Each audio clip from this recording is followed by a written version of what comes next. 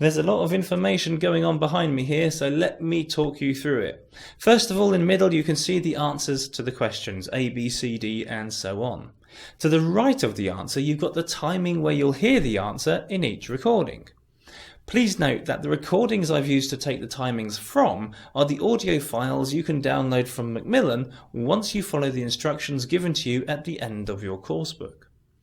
Lastly, because the questions are on different tracks, I've also put the number of the track where you'll find each listening on the left-hand side.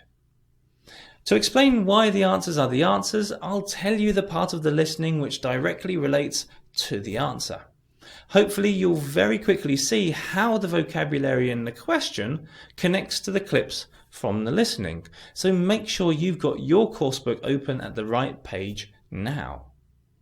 I'm going to be moving through the questions quickly, so please pause the video and rewind it as many times as you wish to understand where those vocabulary links are.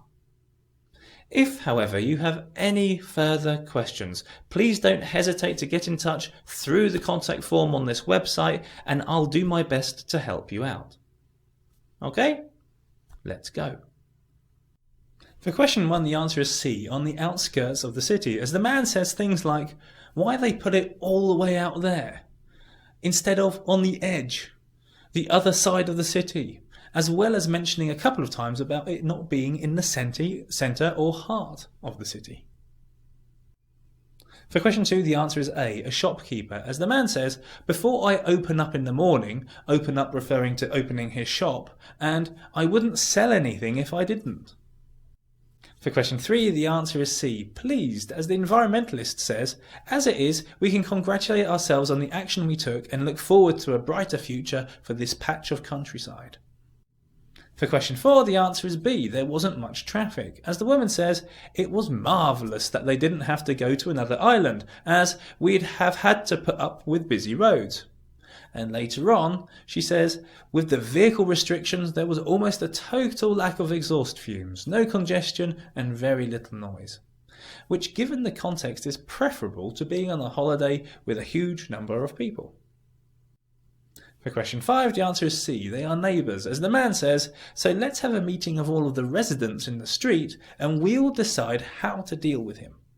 If you are all residents on one street, by nature you must be neighbours.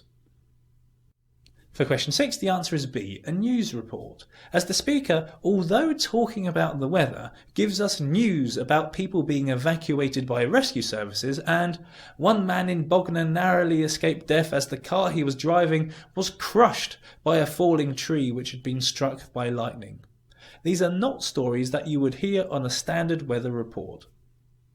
For question 7, the answer is A, asking for help, as the man says, oh, not to worry, I'd be grateful if you'd give me a hand to clear up the mess though.